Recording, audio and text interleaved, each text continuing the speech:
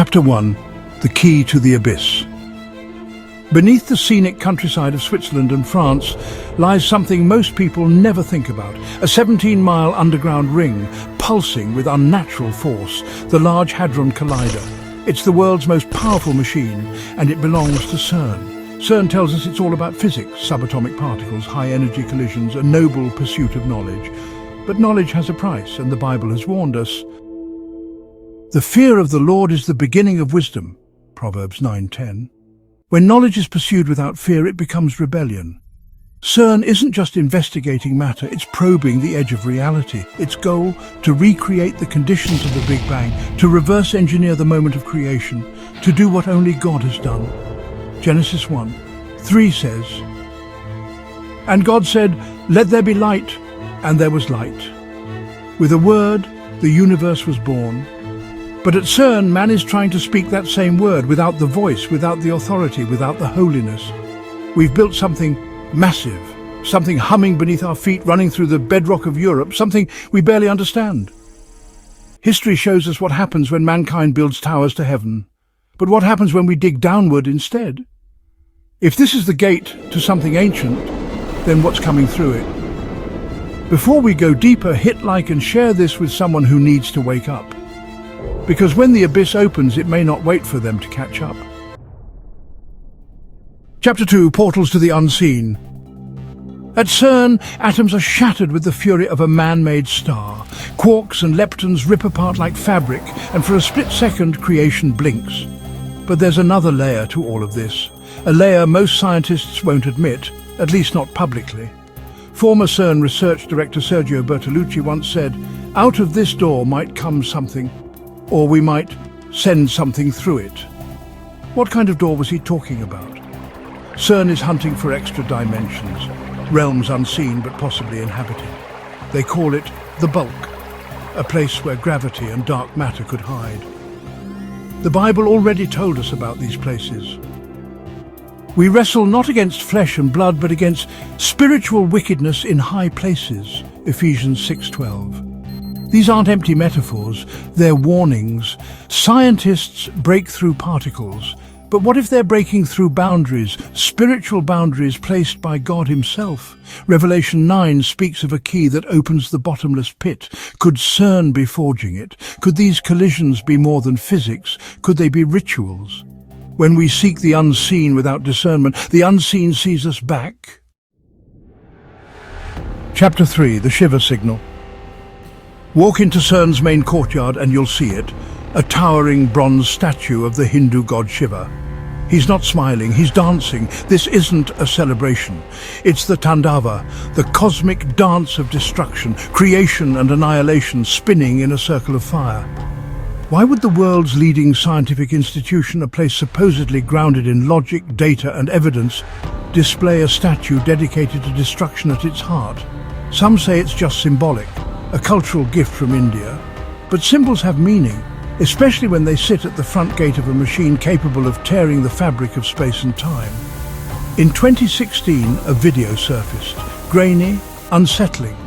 It showed hooded figures in black robes performing a mock ritual beneath the statue of Shiva. A woman is led into the center, a knife is raised, the screen goes black. CERN's response, just a prank. Let's be honest, scientists don't fake human sacrifices on sacred grounds unless something darker is tolerated or welcomed. These aren't jokes. These are invocations, even if cloaked in denial. Genesis 6 tells us that fallen angels crossed a forbidden line. Jude 1:6 says they are now reserved in everlasting chains under darkness. Why? Because they trespassed into our world. CERN might be doing the same in reverse. When you build a machine that stirs the foundation of creation, why decorate it with the destroyer? And if Shiva's dance ends in fire, are we already hearing the drumbeat? Chapter 4. The Canis beneath. The Bible tells us there's something locked beneath the earth. Revelation 9 describes it. "And the fifth angel sounded, and I saw a star fall from heaven unto the earth, and to him was given the key of the bottomless pit." Smoke pours out. Creatures follow, not aliens, not myths, spirits, tormentors, unkillable, unstoppable, sent to afflict those who do not bear the seal of God. But wait, did you catch that? It says the key was given. that the abyss opens at a specific time by someone or something that breaks the lock. CERN is the deepest, most advanced collider ever built. Its tunnels plunge beneath the surface. Its energies flirt with levels that could rupture dimensional fabric. Are we forging a literal key? Are we unlocking not just scientific thresholds but prophetic seals? Jude speaks of angels, which kept not their first estate and are now under darkness. Genesis 6 calls them the sons of God who corrupted mankind. Ancient Jewish texts place their prison beneath the earth, an abyss sealed and waiting. And Revelation 9 says that pit will open. If CERN is meddling with the physics of the soul, are we rattling the very chains God himself locked? There's a reason some doors are sealed. Chapter 5. The Network of Altars. CERN may be the most famous collider, but it is far from alone. There are more than 30,000 particle accelerators worldwide. Most are small, used for medicine or engineering, but a growing number are vast, secretive and deeply buried, just like CERN. China is building one twice the size of CERN's. The US has military-funded colliders under DARPA and other black-budget programs. What are they all chasing? The same prize, the building blocks of creation and the keys to controlling it. These facilities share chilling traits: circular tunnels underground, intense magnetic fields, ring-shaped symbols etched into their blueprints. Some even bear occult imagery: eyes, spirals, triangles. Are these just scientific patterns or ritualistic architecture? It's no longer a theory, it's a pattern. Genesis 11 tells us of mankind's first great rebellion. Let us build a tower whose top may reach unto heaven. God scattered them to stop it. Now mankind unites again through physics, not bricks. But the arrogance remains. This is a digital Babel, a new altar of control, a system rising under our feet, and the serpent's whisper is louder than ever: you shall be as gods. But in chapter 6 we see what happens when mankind reaches for divinity without holiness. Chapter 6. The New Forbidden Fruit. In Eden, the fruit offered Eve a lie wrapped in truth. Your eyes shall be opened, the serpent said, and ye shall be as gods. Genesis 3:5. And she ate. Today that same temptation returns, but the fruit has changed. It's not hanging from a tree, it's coded in DNA, loaded in machines, printed in quantum equations. Scientists at CERN talk about simulating universes. Others speak of rewriting human DNA. Some promise the merging of man and machine. Artificial intelligence offers eternity without God. The spiritual is being hijacked by the digital. They call it the singularity, but it's not a future, it's a fall. 1 Corinthians 3:19 warns us, the wisdom of this world is foolishness with God, but the world no longer listens. This isn't about curiosity, it's about control over life, over death, over creation, and the moment we reach for the throne, something else comes down to meet us. In chapter 7, disclosure begins, but it's not what you think. The aliens aren't coming, they've been here, waiting.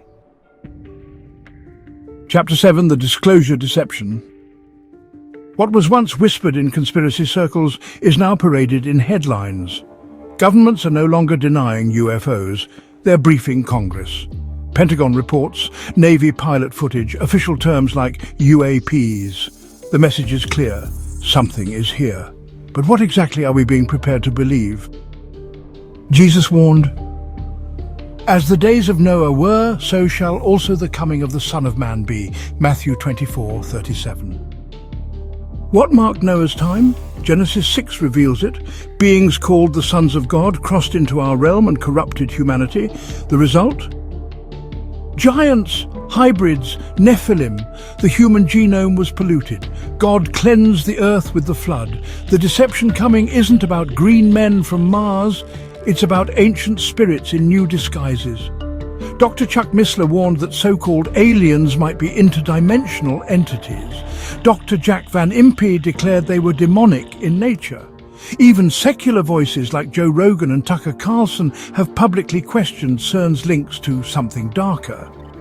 Why does a scientific facility like CERN coincide with surges in UFO sightings?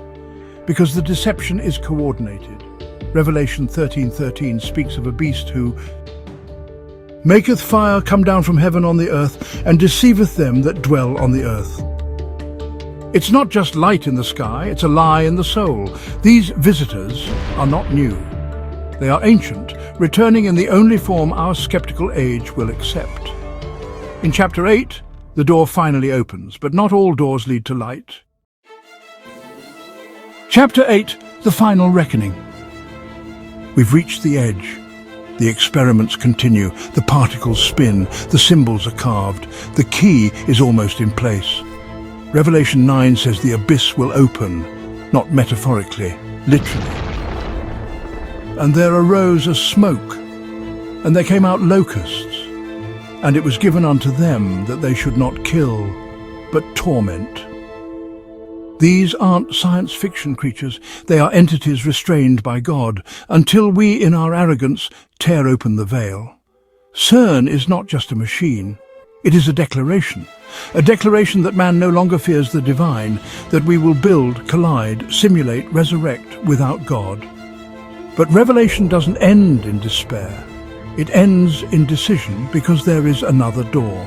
Jesus said, I am the door. By me, if any man enter in, he shall be saved. John 10:9. While the gates of hell open below, the gate of heaven still stands open above. This is your moment. You were meant to see this, not by accident, but by divine appointment. Like, comment and subscribe if your eyes have been opened. Then share this with someone still asleep. Time is short, but the gate is still open. Cheers!